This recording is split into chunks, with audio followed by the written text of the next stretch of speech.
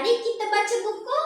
Assalamualaikum kepada semua rakan-rakan SK Meru Raya yang saya kasihi sekalian. Saya Anur Farzana binti Muhammad Firdaus. Saya dari kelas 4 Kemelia. Di sini saya ingin berkongsi sebuah cerita dengan rakan-rakan semua.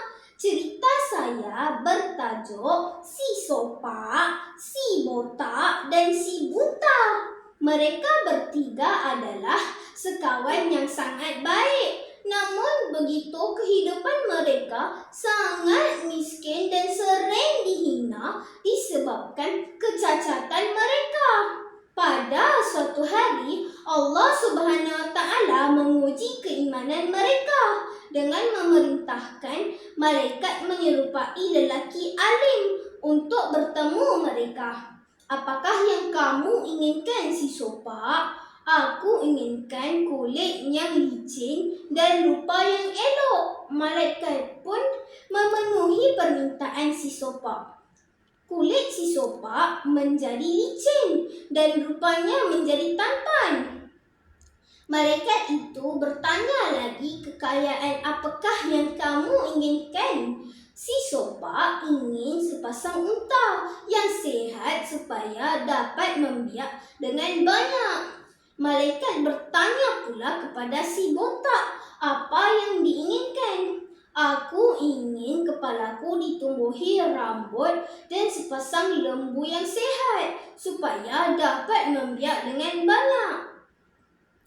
Kemudian malaikat bertanya pula kepada Si Buta, apa yang diinginkan? Aku ingin mataku boleh dilihat dan sepasang kambing yang sihat supaya dapat membiak dengan banyak. Beberapa tahun kemudian, ketiga-tiga lelaki itu menjadi terkenal dan binatang ternakan mereka juga membiak dengan banyak sehingga mengubah hidup mereka menjadi jutawan. Ketika itulah malaikat datang menyerupai seorang peminta sedekah. Si Sopak dan Si Botak telah mengejek dan mengusir peminta sedekah tersebut. Keadaan berlainan apabila Si Buta menyambut malaikat dengan penuh mesra dan menceritakan kisah kehidupannya. Si Buta pun berjaya melepasi ujian Allah Subhanahu Wa Taala. Manakala Si Sopak dan Si Botak gagal kerana lupa akan asal usul mereka dan menjadi sombong serta tamah loba. Pengajaran yang boleh kita ambil sebagai iktibar ialah keangkuhan diri dapat menewaskan rasa syukur dan keimanan kita kepada Allah dan belas kasihan terhadap sesama manusia.